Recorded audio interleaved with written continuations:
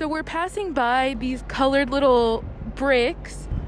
Well, those funny little bricks that you call them, those are actually containers. And there's an organization called ISO. ISO? What does that mean?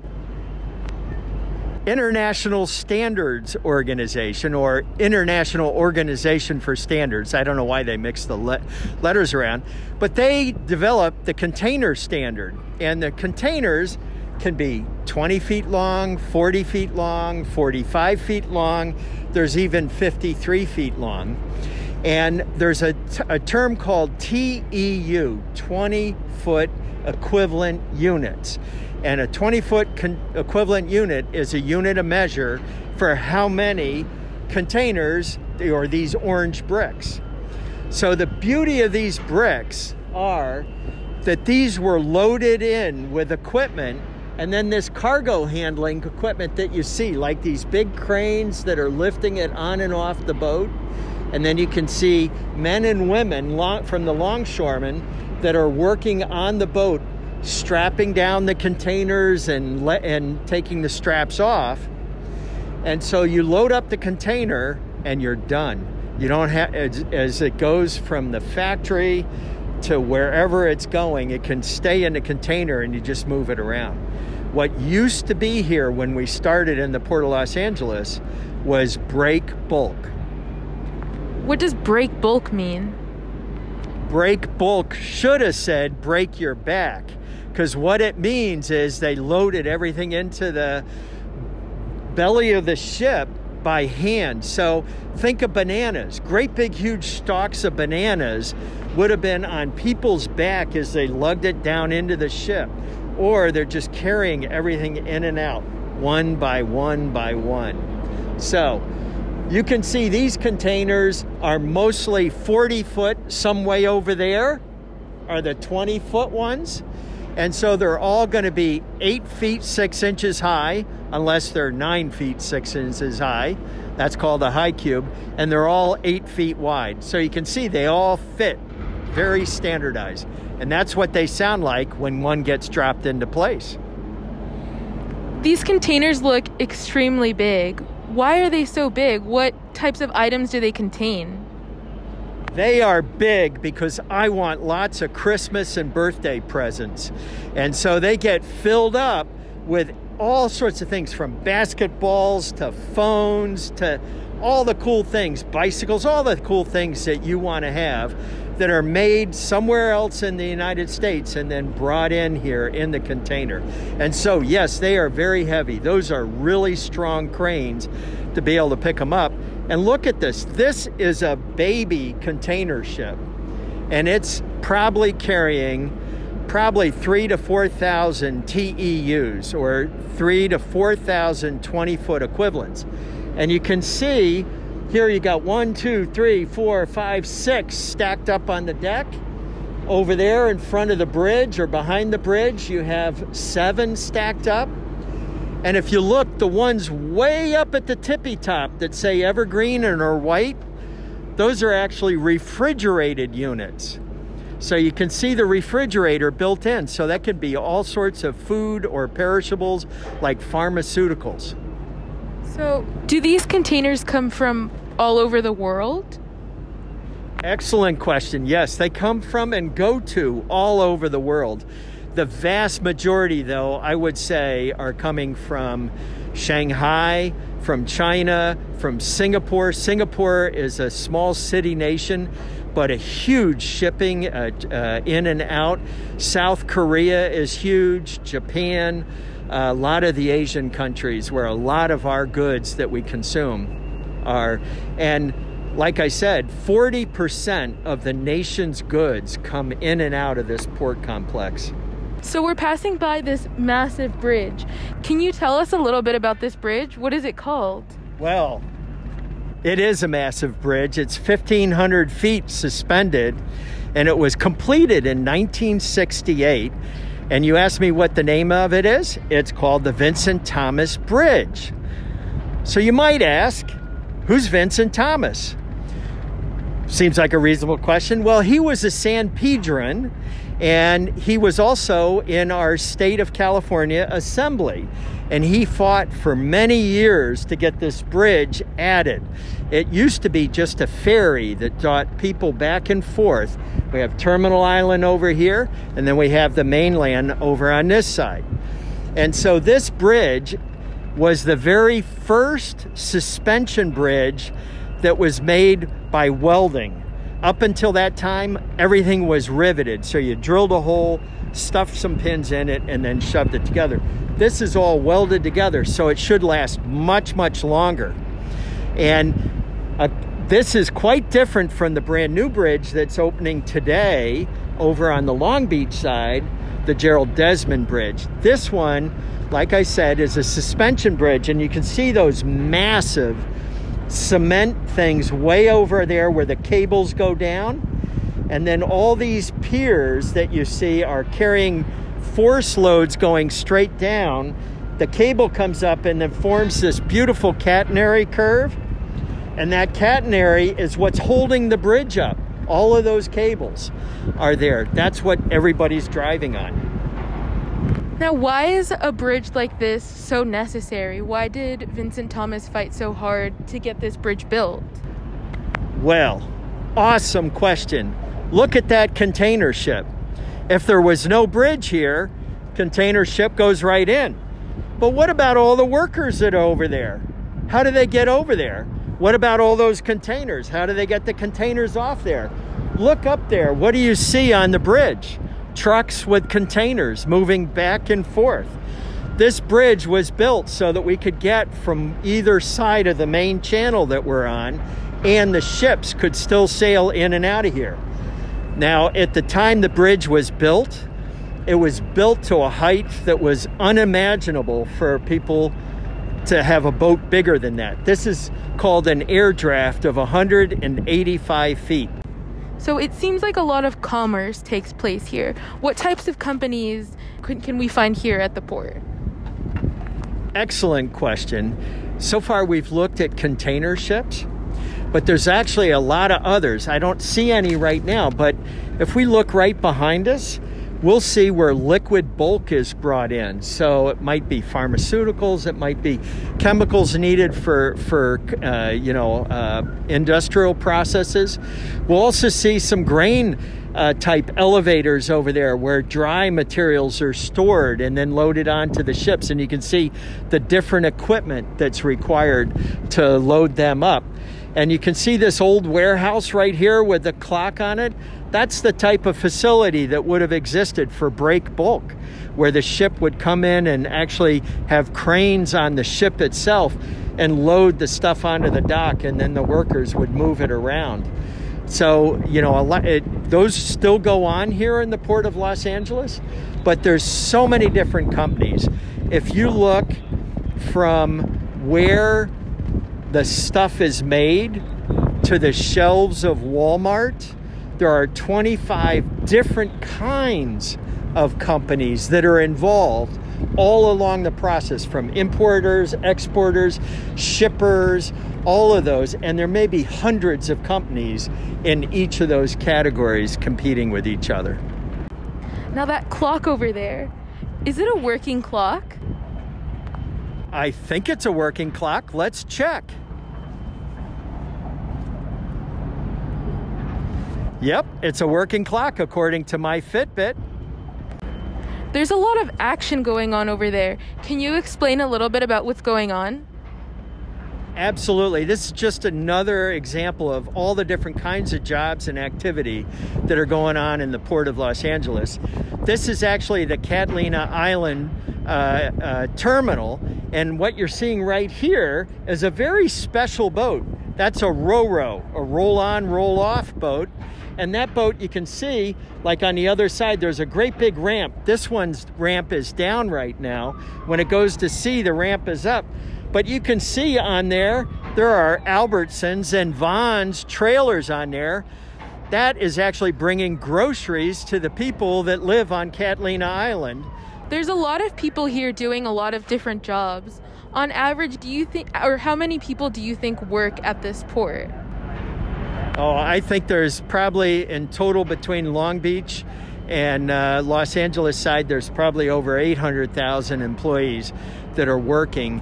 And remember, a big part of the port spills into the neighborhood and into the Inland Empire and into other communities because it takes so much infrastructure to be able to move 40% of the nation's goods in and out of it. Think of that, 40% of everything that we buy and consume and make and ship to other parts of the world. So there are so many different jobs, and a maritime career is very valuable. You know, it's estimated right now that within the next few years, there's going to be 140,000 open, empty, available for hire maritime career jobs. And some of them don't even require a 4-year degree, just some special maritime training. Where are we passing by right now? Excellent question. If you ever get the benefit and the fun of going on a cruise and you're leaving from Los Angeles, this is where you're going to leave from. This is the Port of Los Angeles passenger terminal, and you can see one big container ship fits there, and then the other one fits right here, right behind the Iowa. So the Port of Los Angeles is really growing its passenger service, and it's becoming cool to go out of Los Angeles. In fact, there's one new ship that is so large and so high and big that it can't even turn around underneath the bridge. So it literally has to back down the main channel and go on the dock so that when it leaves, it can go back out frontwards. So we're coming up on this massive gray boat. What is this boat called? Well, that massive gray boat, his nickname is the Big Stick. It was commissioned in 1941 as part of the United States' response to World War II. And you can see it has massive guns on it. So it's called a battleship. It's USS Iowa. And those guns can throw a projectile over the horizon. And generally the horizon is about 13 miles. But this thing can send a projectile over 26 miles. So think of a VW bus being loaded, the weight of a VW bus being loaded into the gun barrel and then being launched more than 13 miles and having that land near you. Boom. Yes. That's why it's called the Big Stick. It looks like there's people on it. Do people still work on this boat? Oh, absolutely. So the boat was turned over by the United States Navy to become a museum. And there's an excellent opportunity for everybody that can hear or see this. Come on down and see an incredible amount of displays, including the newest one, which is Dr. Ballard's exhibit showing things that he discovered under the sea. So there's this little curved building. It almost looks like a train tunnel. What is that? Very good. It is sort of like a train tunnel. It's actually a garage, and it's a water garage for one of Los Angeles Fire Department's fireboats. And a fireboat, as you can imagine, in a port of any size, routinely, every once in a while, fires break out, and they're very hard to fight. So this is a fireboat. You can see it tucked way in there, and that fireboat is what helps fight the fire. It allows them to attack it not only from land with normal firefighting equipment, but also from the water. Oh, and the big fireboat is not in there. All that's in there right now is little fireboats. The big fireboat would take the whole width of the garage and would almost come up to the ceiling. Underneath the deck on a fireboat is nothing but big engines and big pumps, because what it does is it sucks the water out of the ocean and then sprays it, and it could probably hit the bridge deck on the Vincent Thomas Bridge because the engines are so very powerful to be able to try and get these fires out. What about these little boats? Do they have a purpose too? Oh yes, those little boats are not just to go out and try and do some fly fishing or trolling. Those are actually tugboats or tractor tugs. So while that looks like a small boat, it's got a massive engine and huge, very controllable propulsion underneath. In fact, I think we have a ship coming in now with tugboats, though of course the tugboat is on the other side. Typically these boats come in with 2 tugboats, but that tugboat is what helps the big ships get on and off the dock, and it's also what helps them make the turns around here. And every once in a while, sometimes up to once a week, a container ship or another big cargo ship coming in will either have a propulsion failure or a steering gear failure. And the tugboats are there to make sure that they can keep the boat from hitting something or breaking things. We're coming up on a new building. What is the purpose of this building? What types of things do they do here? Excellent question. This building has been around for a long time. You remember we talked that the Vincent Thomas Bridge was put in so that the workers could get over to Terminal Island? Well, before the bridge was built, this was the Los Angeles ferry boat building. You see how the building has a curved side? Where that little old antique tugboat is where the ferry boat would come in and dock and let the passengers in and out. But also in this building now, as you can see, 1, 2, 3, 4 boats. They have a lot of engines on the back, and those engines are so they can go fast. Those are the Los Angeles Harbor Department police vessels. So there's a lot of security that we have to worry about in the Port of Los Angeles, and the police force are what keeps us safe. You can see Alta June, a tugboat, and you see that line, that's a liquid bulk carrier, so it's carrying like fuel oil or gasoline, and it's coming, you can see the line, very thin line, but a very, very strong line. And that tugboat in the back is actually able to help the captain and the port pilot steer the boat by dragging the stern of the vessel either to port or to starboard, or to slow it down. We're back here by some containers, but it looks like there are people doing some other types of jobs. Can you explain what they're doing over there? Absolutely. So when we were near the Evergreen vessel, we could see that the people way up high in the crane were lowering containers down and picking them up. Well, if you look right over here, that's called a top handler. You see the thing that's yellow with the big black thing, and it's bringing a green Evergreen container back? He or she is actually moving it back, and they load it on to a 18-wheeler or a diesel truck, and sometimes an electric truck nowadays. And then they're going to bring it around to the crane operator so that they can pick it up and put it on the ship. So there's all sorts of jobs that are going on here. People driving cranes, driving top lifts, driving the trucks, and then think the logistics is a big deal. Look how many containers there are, and each container has to go to the right place. So this terminal here, there's no vessels here now, but we see them here all the time. This is liquid bulk. So all of those are tanks, so that when the big vessel comes in, you can see the piers, and you can see there's some blue pipes and some orange pipes right over here near the dock, just past the white and green boat there.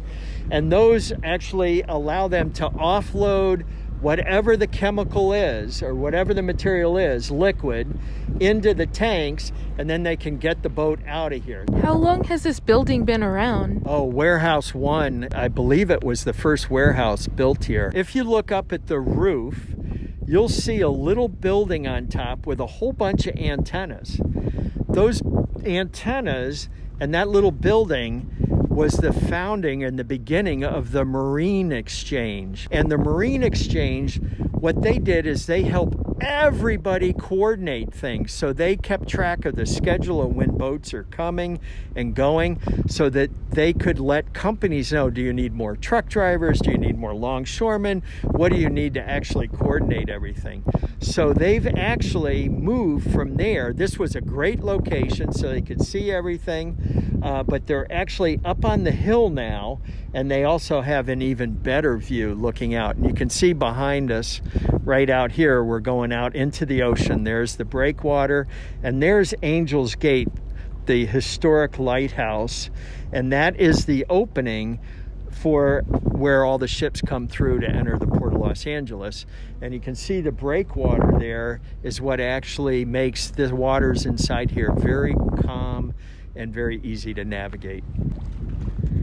I heard a rumor that we're coming up to where the Coast Guard buildings are. Wow, you have a really good rumor mill. It is awesome. We are coming up. This is where the Coast Guard base is. And the Coast Guard is part of the Department of Homeland Security now, and they are incredibly important to us.